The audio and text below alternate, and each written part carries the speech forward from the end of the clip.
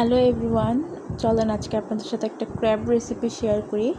তো প্রথমে আমি এখানে একটা প্যানে তেল দিয়ে দিব। তেলের মধ্যে আমি এখানে পেঁয়াজ কুচি দিয়ে দিব। পেঁয়াজ কুচিটা একটু বাড়িয়ে দিব। এরপর এখানে আস্ত গরম মশলা আর আদা রসুন পেস্ট দিয়ে দিলাম। তারপর টুকরো করে কাটা টমেটো দিয়ে দিব।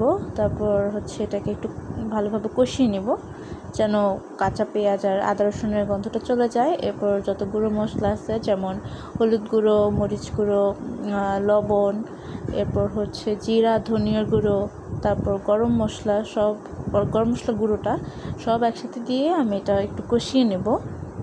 তারপর আমি এখানে গরুর মাংসের মশলাটা ইউজ করছি, রাঁধুনির। ওইটা খানিকটা দিয়ে আবার কষিয়ে নেব ভালো করে মশলাটা। এরপর আমি এখানে কেটে রাখা কাঁকড়াগুলো দিয়ে দিব। তারপর এটাকেও ভালোভাবে কষিয়ে নিব।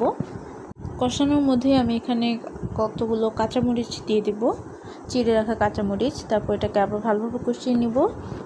এরপরে এর ভিতর পানি দিয়ে আমি এটা 20 থেকে 25 মিনিটের মতো রান্না করে নেব। এর মাঝে আমি খানিকটা জিরে গুঁড়ো ব্যবহার করেছি। এই যে আমার রান্না কমপ্লিট। তারপর ধনিয়া পাতা দিয়ে এখানে আমি সার্ভ করে নেব। তো আজকের রেসিপি এই পর্যন্তই।